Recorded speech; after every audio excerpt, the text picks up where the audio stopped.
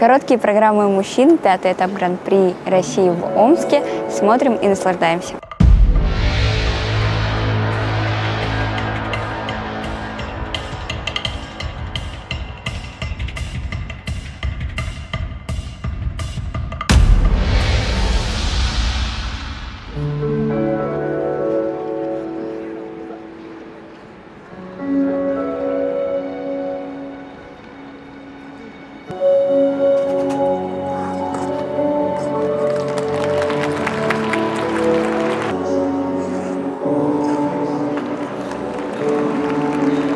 Ну вот нельзя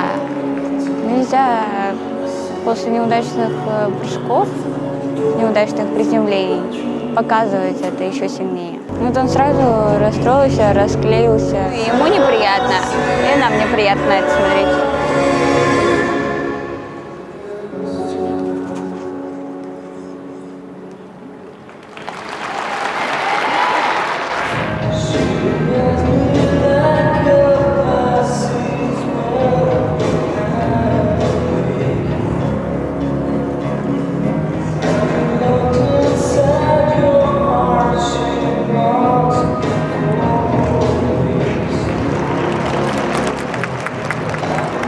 Вытащил просто четверную тулу, был на грани падения.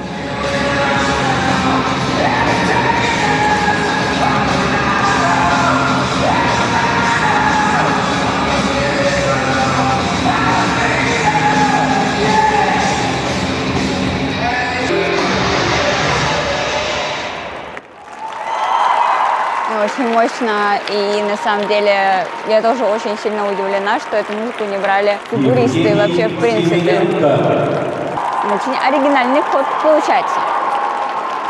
Молодец. Я теперь вживую увидела твою короткую программу, и мне очень понравилось. Это прям очень драйвово, по-рокерски, и что самое интересное, ты попал в тренды. Что ты не только хорошо откатал все четверные сделала, еще и это сделала очень стильно. Во-первых, просто рад, что уже первый день соревновательный в Омске закончился. В целом неплохо. Да, можно было первый прыжок сделать чуть лучше. Может быть, не знаю, сказалось то, что 2 этапа подряд. Ну, все равно это как бы... Не надо на этом всем внимание, раз уже приехали, надо делать все на максимум. Ну, еще завтра будет соревновательный день. Приложу все усилия, чтобы показать достойно хорошее катание. Что ощущает спортсмен, когда он катается и понимает, что на тебя весь стадион смотрит, только на тебя одного? Ну да, это чувство знакомо многим спортсменам. И как-то уже у меня идет такой длительный спортивный путь. Я уже, можно сказать, к этому привык. Если учитывая то, что я выступал на прошлой неделе, я это как-то ощущение пока еще не успел потерять. Ну, все равно доставляет удовольствие, а еще, когда катаешься под музыку, которая тебе близка к душе, ну, как-то все эмоции идут вдвое. Ну, тебя очень сильно поддерживали, и прям в музыку хлопали. Хлопали в акценты, ну, если я попадаю в акценты, ну, стараюсь, ну, и вроде это сейчас хорошо получается во вращении, можно увидеть и в дорожке множество акцентов, но когда еще зрители попадают в акценты, то получается вообще круто, да. Как будешь готовиться к завтрашнему дню? Что нам будешь показывать в произвольной программе? Я, скорее всего, отношусь к такому типу спортсменов, которым не слишком затруднительно менять контент даже прямо перед соревнованиями. Порой у меня были случаи, что я тут в Омске менял контент после 6-минутной разминки. Ого. На чемпионате России, да. Завтра обычно, ну, как я думаю, посмотрим по тренировке и определим уже, какой набор прыжков будет катать лучше.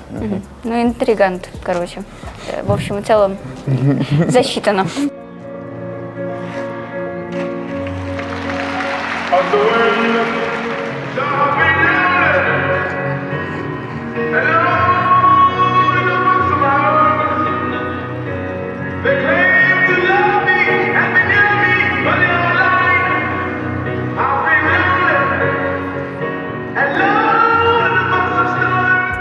Я пришел с предложением поспорить. Они уже сами сдаются, понимаете, мне. А вы говорите, что ты споришь с ними? На что? Завтра я не должен сделать ни одной бабочки в программе. Так. Ну, а наказание, не знаю, сама решай. Я? Да, вообще... тебе даю. А давай спросим у наших подписчиков, Давай. у наших болельщиков. Давайте, на что мне поспорить в здании? Пишите. Если он сделает бабочку, то... Вот что-то мне. Если он не делает бабочку, то... Ничего, никто не. Ну, нет, давай тоже что-нибудь напишите. Я выберу самый лучший комментарий. Самый залайканный. Тогда поспорили, да? Все. Сегодня что произошло? Мне кажется, все хорошо было. У тебя был настрой. Вчера, конечно, тренировочка не самая удачная была. Но сегодня как будто бы ты заряжен выходил на лед. Ну, в целом и вчера тренировка была неплохая, просто случилось неприятное падение под включение сакселя, и мы с тренером приняли решение, чуть-чуть попрыгать и все, и закончить тренировку, чтобы сильно не беспокоить ногу, потому что я, приехал с небольшой травмой, беспокоит правая нога, не буду вдаваться в подробности, но отчасти по этой причине сегодня не было четверного луца. Приняли решение сейчас чуть-чуть разгрузить правую ногу, больше акцент сделать с прыжками на левую. Поэтому, собственно, в короткой был сальхов четверной, с которым я успешно справился, с которым я успешно справлялся на протяжении последних 5-6 дней точно. Поэтому, выходил уверен достаточно в себе, и Аксель понимал, что могу сделать, потому что до отъезда в Москве более-менее хорошо он получался, то есть 80% было на выезд, 20%, наверное, было падение. То есть бабочек я почти не допускал. А здесь, как будто ты в кораблике, у тебя, во-первых, сложный заход. Этого, кстати, немногие делают. А во-вторых, как будто долго слишком стоял, готовился. В смысле, собирался делать, не делать. Мне наоборот, и сейчас Светлана Владимировна уже написала, что я как раз не доехал дугу, надо было еще больше катить дугу. И я, наверное, соглашусь, потому что, скорее всего, после сделанного сальхо я очень сильно хотел уже все чисто добить эту программу. Видимо, очень сильно хотел, и раньше времени быстрее прыгнул, и, соответственно, вообще мимо дуги пошел. Дань, у тебя надо понять, что есть музыка, она длится 2 минуты... 50 секунд. 50 секунд. Быстрее этого времени ты не закончишь в любом случае. Поэтому надо просто это понять, принять и никуда не торопиться, да? Да. Все успеется. Да. Давай. Мы поспорили, читаем комментарии. Да. Пишите.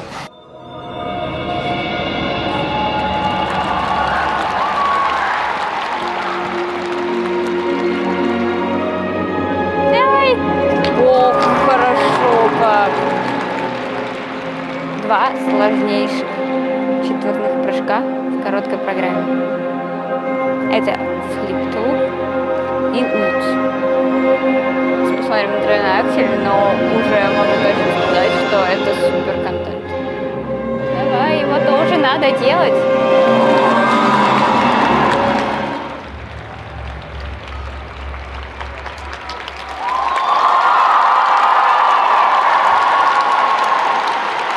Знаете, он большой молодец в плане того, что он не гонится за четверными прыжками, хотя и это он делает. Он еще и показывает постановку программы, как она есть, рассказывает всю историю от и до. Никите выступать после первого номера сборной России вдвойне сложнее, учитывая, что он еще выступает в своем первом взрослом сезоне.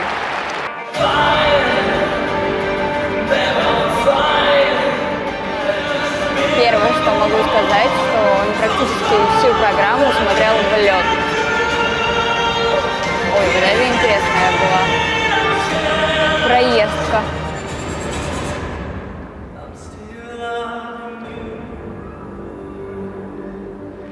Я думаю, что он подтянет все недостающие у него качества. В принципе, четверные прыжки у него есть.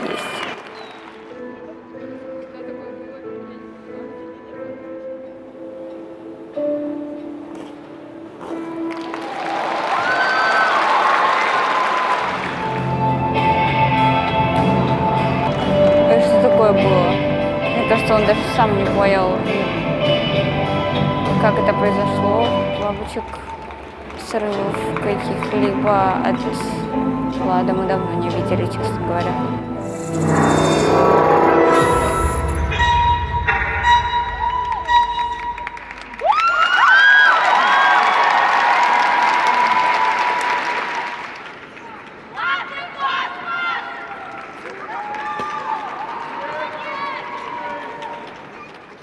Ты видел, как тебя встречали сегодня? Слышал? Да.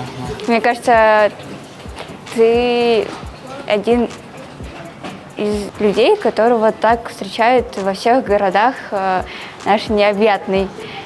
Ты понимаешь, как тебя люди любят? Ну, скажи им что-нибудь в ответ. Да, огромное спасибо за поддержку. Реально очень тепло встречаете. Это нереально приятно. Вот, я вас тоже очень сильно всех люблю. Спасибо большое.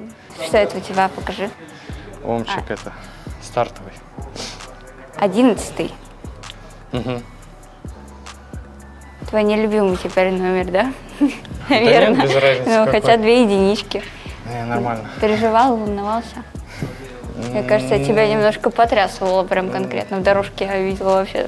Все, да я еще дорожку эту катал, думал, а флипе не сделано. Почему, как, что, зачем, откуда? Ты же анализировать начал сразу. Ну да, надо было забить фиг, катать там дальше. Я что-то еду, думаю о нем. К чему пришел? Какие выводы сделал? Да, Если не сделал. знаю, наверное. Такое ощущение, как будто тут арена еще меньше, чем в Казани. Что-то заезжаю, делаю тройку, смотрю борт. Что-то отвлекся, ну, думаю, ладно. Ну, не попал в толчок. Надо было чуть спокойнее делать все, наверное. Зато теперь почувствовал в полной мере, Что? что там бортик. Завтра не будешь повторять таких ошибок. Да? Постараюсь. Всё. Да, спасибо. Народная программа Петр Куметник набирает 105. На данный момент он занимает первое место. Кажется, что был очень хороший прокат. И по эмоциям, по подаче, по прыжкам, по техническим элементам. Все доделано, все досчитано. Поэтому такие оценки. Скажи честно, что ты делаешь с нами? Радует, надеюсь. Ну, 100%. Твои эмоции во время проката вот и до. Потому что на тебя в любом случае большая ответственность возлагается, и все эти люди, в том числе, пришли смотреть на твое катание. Расскажи, чувствуешь ли ты давление? Как-то в этом сезоне я стал еще спокойнее и уже не переживаю сильно перед выступлением. Но когда перед прокатом, уже когда остается несколько минут, я стараюсь сильно сосредоточиться на прыжках, в голове все сымитировать, подумать, как я буду заходить в прыжок, как я буду выходить. А когда уже катаю саму программу, то у меня уже эмоции, ну вот, если про короткую, то эмоции парфюмера. Тело уже делает те движения, которые оно обучено делать, а я сам стараюсь лицом, руками показать программу. Ну, парфюмер — это очень такая глубинная, мне кажется, история. Как я его вижу, это такой гениальный человек, немного аутичный, ну, что уж говорить, сильно аутичный. Вот. И для него он сирота, вот, и ему не воспитали никакую мораль, поэтому старается создать какой-то наилучший аромат, потому что он вот ароматы как раз очень хорошо чувствует. Его ничего не останавливает, он может спокойно убивать женщин. Для него только одна есть цель — создать самый лучший аромат. И он ее добивается. А твой самый любимый аромат, есть ли он вообще? Запах победы люблю. Факт. А у женщин? У женщин запах победы тоже вкусно. Ну ладно, все, спасибо. Короткие программы мужчин подошли к концу. Ждем произвольных программ. Будет очень интересно. Прям вот уже ждите. Уже вот сейчас прям начинайте уже ждать. Все, я полетела.